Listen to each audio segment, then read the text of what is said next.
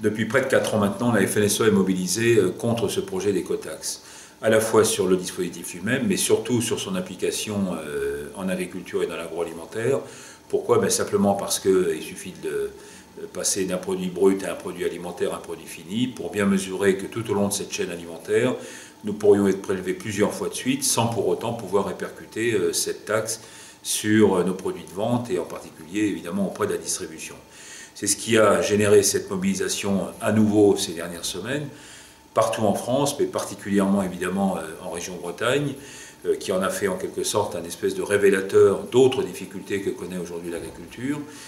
C'est pourquoi j'ai pris la décision, en accord avec le bureau de la FNSEA, de demander désormais une exonération de cette écotaxe appliquée à l'agriculture, à l'agrofourniture et à l'agroalimentaire. C'est le message que je porte aujourd'hui auprès du Premier ministre. Pour autant, cela n'est pas suffisant et on voit bien que cette écotaxe, au fond, elle a cristallisé un certain nombre de revendications sur lesquelles aujourd'hui nous avons beaucoup de peine à nous faire entendre. C'est vrai par exemple sur les questions environnementales, c'est vrai aussi sur le niveau des charges qui pèsent aujourd'hui en agriculture et toute la question de la compétitivité qui va avec, mais c'est vrai aussi sur des sujets plus structurels. Et donc, parallèlement ou concomitamment à cette demande d'exonération,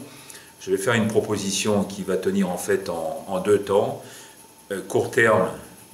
et urgence dans un premier temps, donc l'écotaxe, demander des allègements en matière notamment de contrôles environnementaux sur les exploitations qui irrissent et qui héritent de plus en plus les agriculteurs, faire en sorte que nous ayons aussi une réponse, et pas simplement une réponse politique, mais une réponse administrative à nos demandes d'allègement et de simplification administrative. Je vais citer un exemple qui est celui de l'enregistrement pour la modernisation ou l'investissement en production porcine. Ça n'est qu'un exemple, mais on voit bien que là où le politique s'est exprimé, par la voix d'ailleurs du Premier ministre au SPAS récemment, eh bien l'administration française prend un malin plaisir à rajouter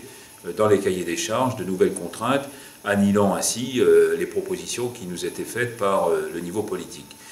Et puis je crois qu'il faudra aller au-delà, et c'est bien le deuxième temps que nous voulons aussi mettre en discussion à la fois avec les pouvoirs publics, mais avec les représentants des filières, et particulièrement évidemment dans l'aviculture et dans la production porcine. Nous avons besoin aujourd'hui d'avoir de la lisibilité sur ces productions-là, sur ces filières avicoles et porcines.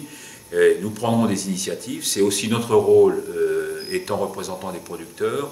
de susciter non seulement des adaptations avec parfois, comme je le dis, des rustines ici ou là, qui certes, sur un temps court, peuvent apporter des réponses, mais ne donnent pas de véritables perspectives à ces productions. Or, aujourd'hui, quand on fait le constat à froid, sur 10 ou 15 années en arrière, on voit bien que non seulement nous avons perdu des parts de marché, mais si nos entreprises d'abattage, par exemple, de découpe, de transformation, connaissent des difficultés, c'est aussi parce que, malheureusement, en amont, on nous a bridés en quelque sorte au niveau de la production. C'est le cas notamment en porc, où on voit bien que le nombre de porcs a beaucoup diminué en France, le nombre de porcs produits, générant ainsi des surcapacités, des sureffectifs, et donc forcément des situations de blocage. Donc il faut se redonner des perspectives, ça c'est le deuxième temps que nous proposons. Donc un volet conjoncturel, un volet de court terme et d'urgence, ça appelle des réponses immédiates de la part du gouvernement, et puis un volet plus structurel, où là il nous faudra mobiliser à la fois tous les acteurs de la filière, sans doute les investisseurs, et je pense en particulier évidemment à la Banque publique d'investissement, mais aussi, je dois le dire, faire en sorte que là, pour donner du plus de poids encore à ces filières animales, nous sachions aussi mobiliser quelques moyens dans les filières végétales. Après tout, quand on exporte aujourd'hui de la volaille sur le Proche ou Moyen-Orient, eh bien c'est pour partie de la céréale aussi exportée. Donc il faut que nous regardions comment tout ça peut se mettre en œuvre. Mais il y a vraiment une nécessité aujourd'hui à repenser, dans ces filières en particulier, la capacité, le potentiel que nous pouvons avoir dans notre pays. Évidemment beaucoup plus marqué dans les régions du Grand Ouest, mais pas seulement. Et je veux dire que si nous prenons aujourd'hui la tâche, et en tout cas la dimension et les conséquences que représente notamment l'abandon progressif d'un pôle, par exemple, d'un pôle export en volaille sur le Moyen-Orient, il est évident que c'est toute la chaîne avicole, y compris sur le marché national, qui sera impactée. Donc nous avons intérêt à jouer à la fois la diversité des productions, mais la diversité aussi à l'intérieur de chacun des secteurs de production, pour les réajuster, les réadapter et faire en sorte que nous retrouvions la place que nous n'aurions jamais dû perdre sur la plupart des marchés.